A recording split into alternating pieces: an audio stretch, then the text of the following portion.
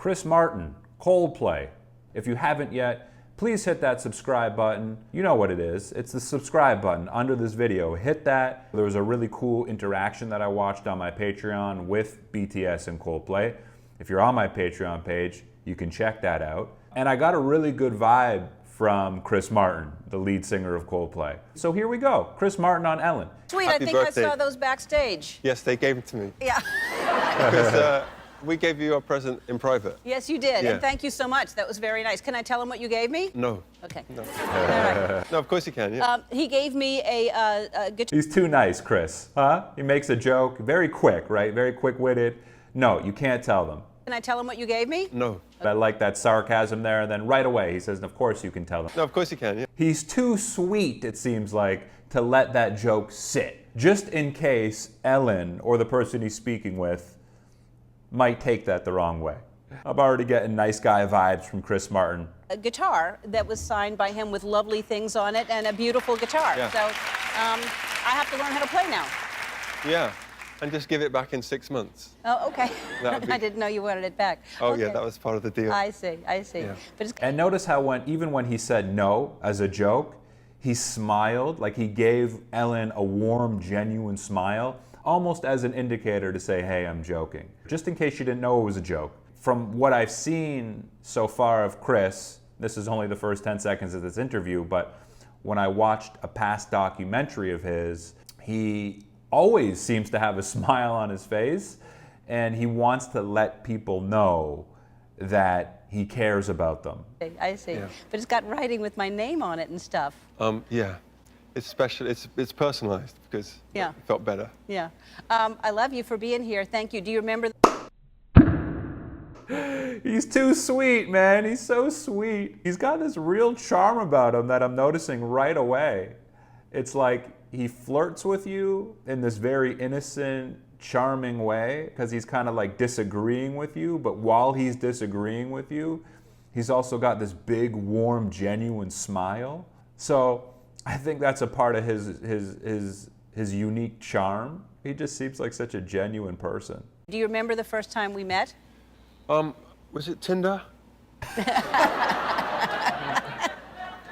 Because I feel like you swiped whichever way you swiped to say no thanks. No? Okay, wasn't that then? No. And I don't know if, like, because Ellen's known to have a more humorous talk show, I'm wondering if, like, Chris is sort of like trying to match the energy here and adapt to the humor. I think he's just kind of trying to make it entertaining. It's fun because you hear his sarcasm, and it's not like a sharp, cruel sarcasm. It's all very playful, friendly, and charming. Was it Tinder? But there's like a hint of awkwardness to him as well, which is also, I find, kind of relatable and endearing. You know, his arms kind of like blocking his body, and to me, usually when I'm looking at body language, people who are a little bit more open and not closed off or fidgety, generally that's a sign of them being a little bit more comfortable. I was hosting the Grammys, I think. Yeah. So take a look. I was busking, and you came by. Very nice. Thank you, Chris. Very nice. I do remember that. That was nice. You gave me some money. I think I was a bit starstruck then. Yeah? Yeah, and still now, you know. Oh, well, that's... Maybe that's what I'm sensing from like the hint of awkwardness from Chris Martin here. Is maybe he is a little starstruck by Ellen. And I like that just from a communication standpoint. If we're thinking something honestly about the other person, something that reveals your vulnerability, like, hey, I am kind of starstruck by you right now, I think that's a good way to engender rapport with the person you're speaking with. Because in a way, you're kind of letting your guard down. And from a communication standpoint, the more we can kind of let our guards down to the people we're speaking with, the easier it is for us to connect with them. I remember you telling me that, you know, you're just going to get better, like that wasn't your best album with, and I'm like, oh my God, your music is amazing, but it continues to evolve, and now you're doing this song with BTS. How did that come about? Well, thanks, first of all. And I think that's actually something I appreciate when I'm speaking to people, is the fact that they acknowledge people's compliments. well, thanks, first of all. And I know it differs from culture to culture. But I like when people do acknowledge the compliment. It shows that person that you listen to them, that you acknowledge them, that you appreciate them. So I like that he did that, and I think that just, again, demonstrates the sweet human being that he is. And then one day the right song just kind of arrived. And I just knew at the time, okay, this is the song we're supposed to do with BTS, and it's supposed to be about people who can't be together or told they shouldn't be together or forced to live in separate places. Then I was with Psy, you know, who did Gangnam Style. Mm-hmm.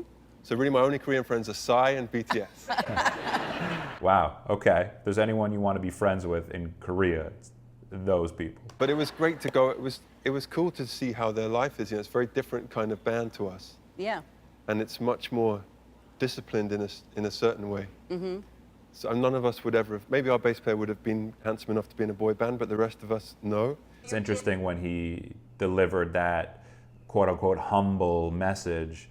You know, maybe our bass player, look at the difference when I say it to the camera, maybe our bass player would have been good looking enough to be in a boy band, or maybe our bass player would have been good looking enough to be in a boy band. Maybe our bass player would have been good looking enough to be in a boy band. Like, notice how he dropped his eye contact with Ellen when he said that. I think that's a sign of him demonstrating his humility there and not wanting Ellen, this is just my guess, not wanting Ellen to say, no, Chris, you could have been in a boy band, you're good looking enough. I don't think he wanted that acknowledgement. So I think he was actually conscious of that. Your kids, like, were Apple and Moses impressed with the fact that you're merging with BTS in a song? I mean, they keep it very cool. I don't really know how they feel about the band, except that they're never mean about it. Well, they like it enough that actually your son sang on one of the songs, and then Apple gave you a chord or some... Yeah. And I like how he gives Ellen space to respond and speak, like after he finishes his points. Except that they're never mean about it. When you're looking at someone while you're speaking, you can sort of gauge whether they're ready to respond or if they want to insert something into the conversation. And it seems to me like Chris does that. He kind of pauses after he speaks, not only as a way to let Ellen absorb his thoughts and his messages, but also as a way to gauge and give her space. He's just a pleasure to be around. He really does seem like such a pleasant, nice, genuine guy. Like how can anyone hate on this guy? Coldplay will only make 3 more albums, 2 more albums, 3 more albums 3, yeah. by 2025. Yeah. And one of them is going to be a musical, but Yeah. you're only going to make 3 more albums. Yeah. That's And right. then that's it? Well, then we'll just come and hang out with you wherever you are in retirement. All right. Yeah, and I think that's what feels right to us.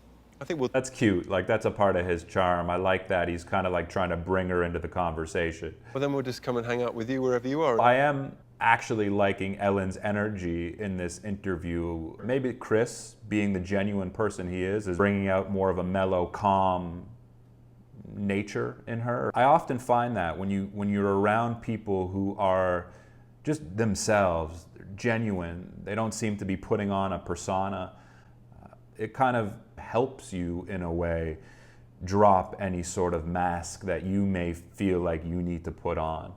Story of our albums ends then. Wow. Like Harry Potter finishes at a certain point.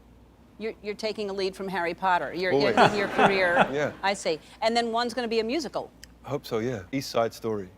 No, it's not. I love his like semi-awkward, semi-dad, charming humor. So lucky that we get to just follow what feels right. Yeah. And that's all we've decided to do. That's why our music changes a bit. But really it's become so fun since we've just had the privilege of following what feels correct. Yeah. People, Everybody should be able to do Yeah, that. and follow what feels right.